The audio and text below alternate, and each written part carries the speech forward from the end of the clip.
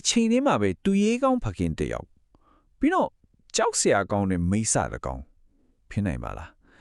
းဒီနေ့မှာတော့ Chris Voss ရဲ့အမှုအိုလေးလာရင်ဒီမိကုန်းရဲ့အဖြေကိုအတူတူရှာဖွေကြည့်ရပါမယ်ဒီစကားတစ်ခုနဲ့တင်းအရာအားလုံးကိုပြောပြနေတယ်လို့ပါပဲလူတွေမြင်ရတဲ့အပြုံးတွေရဲ့နောက်ွယ်မှာဘလို့ကြောက်စရာတွေဖုံးကွယ်ထားခဲ့တယ်လဲဆိုတာကိုပေါ့ကဲအဖြစ်မှန်ကိုမဖော်ထုတ်ခင်မှာသူတို့ကဘာကိုပြသခဲ့တဲ့ပုံစံလေးတိုင်းအရင်ဆုံးလေ့လာကြည့်လိုက်အောင် Waste မိသားစု social media ပေါ်မှာတော့တကက်ကိုလူတိုင်းအားကြရတဲ့စံပြမိသားစုတကူပေါ့ဒီမိသားစုရဲ့အဓိကဇက်ကောင်တွေကတော့အသက်34နှစ်အရွယ်မိခင်ရှာနန်သူကတက်တက်ကြွကြွနဲ့ Facebook မှာအမြဲရှုနေတဲ့သူမျိုးပေါ့ပြီးတော့သမီးလေးနှစ်ယောက်အကြီးမလေးဘလာကလင်းနဲ့သူကအတွင်းနဲ့ပြီးအဖေကိုတိတ်ချစ်တာအငယ်မလေးစီစီကတော့3နဲ့မိသားစုရဲ့အသက်လေးပေါ့နောက်ဆုံးကတော့ခင်မွန်းချစ်သူ Chris လူတွေကသူ့ကိုသူရဲကောင်းဖခင်လို့တောင်တင်စားခေါ်ဝေါ်ကြပါတယ်ရှာနန်သာသူ့ရဲ့ Facebook ပေါ်မှာသူတို့မိသားစုရဲ့နေ့စဉ်ဘဝလေးတွေကို live တွေ post တွေနဲ့အမြဲတမ်းမျှဝေလေးရှိတဲ့ဒီလိုနဲ့ပဲလူတွေရဲ့အမြင်မှာသူတို့မိသားစုဟာပျော်ရွှင်ခြင်းရဲ့သင်္ကေတတစ်ခုလို့တကယ့်ကိုစံပြမိသားစုတစ်ခုလို့ဖြစ်နေခဲ့တာပေါ့ဒါပေမဲ့အဲ့ဒီပြုံးပျော်နေတဲ့မျက်နှာဖုံးတွေရဲ့နောက်ွယ်မှာတခုခုမာနေခဲ့ပြီခရစ်စာကတိတ်တဆိတ်ပြောင်းလဲနေခဲ့တယ်သူ့ရဲ့ရုပ်ပိုင်းဆိုင်ရာရောစိတ်ပိုင်းဆိုင်ရာမှာပေါ့သူကသူ့မိသားစုကိုသူ့လိုချင်တဲ့ဘဝတည်းအတွက်အတားအဆီးတစ်ခုလိုစပြီးမြင်လာခဲ့ပါပြီအဲ့ဒီနောက်မှာတော့အရာအလုံးကပြောင်းပြန်ထစ်သွားခဲ့တယ်2018ခုနှစ်ဩဂတ်စ်လ23ရက်နေ့ကိုဝန်ဆောင်မိခင်တယောက်နဲ့သူ့ရဲ့သမီးငယ်2ယောက်ဟာဘာချေရမှမကြံပဲပျောက်ဆုံးသွားခဲ့ပါတယ်အဲ့ဒီမနက်ခင်းကအချင်းတွေကိုပြန်ကြည့်လိုက်အောင်မနက်တနာရီမှာရှာနန်းကိုသူ့တငယ်ချင်းနီကိုကအင်ကိုလိုက်ပို့ခဲ့တယ်အဲ့ဒီနောက်တနာရီလောက်အကြာမှာခရစ်ရှက်ကအင်ကနေထွက်သွားတာကိုအိမ်နီးချင်း CCTV မှာမြင်လိုက်ရတယ်ပြီးတော့မနက်9နာရီမှာရှာနန်းကဆရာဝန်နဲ့ချင်းခါတာကိုရောက်မလာခဲ့ဘူးတောက်စိတ်ပူပြီးသူ့တငယ်ချင်းနီကိုကရဲကိုအကြောင်းကြားလိုက်တော့တာပါပဲဒီမှာနေမဲ့ဇလန်ကခင်ပွန်းဖြစ်သူခရစ်စီကိုဥတီသွားပါတော့တယ်သူ့ရဲ့ထူးဆန်းတဲ့အပြုမိုးတွေကဟန်ဆောင်မိုးတွေရဲ့အဲကြောင့်တွေကိုစာပြီးဖော်ပြလာခဲ့ပါတယ်ခရစ်က TV အင်တာဗျူးတွေမှာမျက်ရည်ခံထိုးတဲ့သူ့မိသားစုကိုဘေးကင်းကင်းနဲ့ပြန်လာဖို့တောင်းပန်ခဲ့တယ်ဒါပေမဲ့လူတွေတတိထားမိလာတာကသူ့ရဲ့ကိုယ်အမှုအရာပဲသူ့စကားတွေနဲ့သူ့လုပ်ရက်တွေကလုံးဝကိုစန့်ကျင်မဖြစ်နေခဲ့ပါတယ်စိတ်ပညာမှာဒီလိုအခြေအနေကိုရှင်းပြတဲ့အထုံးလုံးတစ်ခုရှိတယ်ဒူးပင်တက်လိုက်လို့ခေါ်ပါတယ်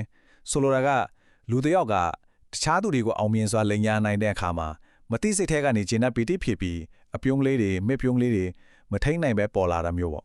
စုံစမ်းစစ်ဆေးသူတွေပြောတာကတော့သူပြုံးနေတာကိုတွေးခဲ့ရတယ်ဝမ်းနေပူဆွေးနေတဲ့ခင်မွန်းတီတော့စီမှာဘလို့မှမတွေ့နိုင်တဲ့အမူအရာမျိုးပဲတဲ့ဒါဟာဒူဘင်းဒီလိုင်းနဲ့တိုက်ရိုက်ကိုကိုက်ညီနေခဲ့တာပါနောက်ထပ်တန်တရားဖရစ်စရာတယ်လွန်စွမ်းတွေကလည်းတစ်ခုပြီးတစ်ခုပေါ်လာတယ်ဥမာရှာနန်းရဲ့ဖုန်းတော့ပိတ်ဆန်အိအကုန်လုံးအိမ်ထဲမှာပဲကျန်နေခဲ့တယ်ပြီးတော့အိမ်နီးချင်းရဲ့ CCTV မှာခရစ်ကသူ့ကာကိုပုံမှန်မဟုတ်ပဲကိုရိုနာအဲ့ဒီကပ်ပြီးနောက်ဆုတ်ရပ်ခဲ့တာကိုတွေ့ရတယ်အဲ့ဒီဗီဒီယိုထဲမှာပဲခရစ်တယောက်လိုယူဆရတဲ့အရေးလေးတစ်ခုကိုမထင်မရှားတွေ့ခဲ့ရပြန်ပါတယ်ကဲဒီလောက်တက်တွေခိုင်မာလာတော့ခရစ်လည်းမလင်းနိုင်တော့ပါဘူးဒါပေမဲ့သူပေးတဲ့ဝန်ခံချက်ကလည်းလိန်ညာမှုတွေနဲ့ပဲပြည့်နေခဲ့ပြန်တယ်သူ့ကိုမုတ်တာစစ်နဲ့စစ်ဆေးလိုက်တဲ့အခါရလက်ကတုံးလို့ဆရပဲရမအနုတ်20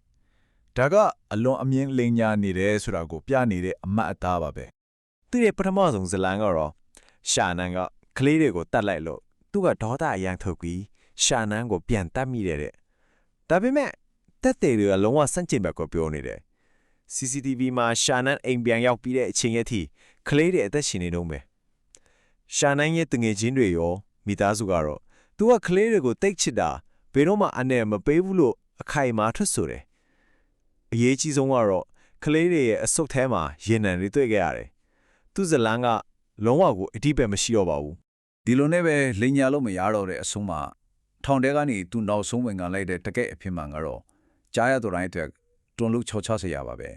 သူ့အဖေကိုစစ်ကြောရေးအခန်းထဲခေါ်သွင်းလိုက်ပဲအချိန်မှာတော့ခရစ်စတျောက်လောင်းဝကိုပြိုလဲစားပြီးအလောင်းနဲ့ရှိတဲ့နေရာကိုဖွင့်ချလိုက်ပါတော့တယ်ဒီဝန်ခံချက်ကပဲခြေခွဲဆရာရှာပဲတွေ့ရှိမှုစီကိုဥတီသွားစေခဲ့တာပါသူဝန်ခံခဲ့တဲ့တကယ်အဖြစ်မှန်ကတော့ပထမဆုံးသူက15ဘတ်အရွယ်ကိုဝင်ဆောင်ဇနီးရှန်နန်းကိုသူတို့အိယာပေါ်မှာပဲလဲပြညစ်တက်ခဲ့တယ်ပြီးတော့ရှန်နန်းရဲ့အလောင်းနဲ့အသက်ရှင်နေသေးတဲ့တမီးနီလောက်ကိုဝေးလံတဲ့ရေးနံမြေတစ်ခုစီမောင်းသွားခဲ့တယ်အဲ့ဒီမှာအသက်3နှစ်အရွယ်စီစီကိုသူမအကြိုက်ဆုံးဆောင်လေးနဲ့အသက်ရှူကြက်အောင်ဖိတက်ခဲ့တယ်နောက်ဆုံးမှာတော့ အသက်4နှစ်အရွယ်ပဲလာကပြေဖေမလို့ပါနဲ့လို့အတနာခံတောင်းပန်နေတဲ့ကြာကပဲတက်ပြစ်ခဲ့တာပါ ဒီအဖေပြက်ဒီအားလုံးရဲ့နောက်ွယ်က fit မှန်တွေကိုတွေးမြင်ပြီးတဲ့နောက်မှာတော့နောက်ဆုံးစီရင်ချက်နဲ့ဒီအမှုနဲ့ကျွန်တော်ကိုကြံရစ်စေခဲ့တဲ့မိကုန်းတွေအကြောင်းဆက်ကြည့်လိုက်ရအောင် တရားရုံးရဲ့စီရင်ချက်ကတော့ရှင်းလင်းပြတ်သားခဲ့ပါတယ်ခရစ်ပစ်ကိုလူထမှု3မှုအတွက်ထောင်ဒဏ်တကြိုး9ကြိမ်တရားမဝင်ကိုဝင်ဖြစ်ချမှုအတွက်48နှစ်ရုပ်အလောင်းဖျော်ဖြက်မှု3မှုအတွက်နောက်ထပ်36နှစ်ဆိုလိုတာကတော့သူဟာဘယ်တော့မှပြန်လွတ်လာတော့မှာမဟုတ်ပါဘူး ဒီအမှုက Chris Watts ရဲ့မျက်နှာဖုံးတစ်ခုကိုရှင်းရှင်းလင်းလင်းခွာချလိုက်တယ်လို့ပါပဲတစ်ဖက်မှာဆိုရင် social media ပေါ်ကသူရဲကောင်းဖော်ခင်ချစ်တတ်တဲ့ခင်ပွင့်နောက်တစ်ဖက်မှာတော့လုတ်ဖော်ကိုင်းဖက်နဲ့တိတိပုံဖော်ပြနေသူအခွက်ကြလူသားမှုကိုကြိုတင်ကြံစီခဲ့သူရဲနဲ့မီဒီယာတွေကိုအရှက်မရှိလင်းရခဲ့သူတကယ်လူသားသမားတယောက်ပါပဲနောက်ဆုံးတင်တဲ့ဒီမေခွန်းလေးကိုစဉ်းစားဖို့ခြံထားခဲ့ခြင်းပါတယ်ကျွန်တော်တို့ online မှာနေ့စဉ်မြင်နေရတဲ့စီစဉ်တကြဖန်တီးပြသထားတဲ့ဘဝတွေအဲ့ဒီဘဝတွေရဲ့နောက်ွယ်ကအဖြစ်မှန်ကိုကျွန်တော်တို့ဘလောက်အထိတကယ်တော့တည်နိုင်ကြပါသလဲ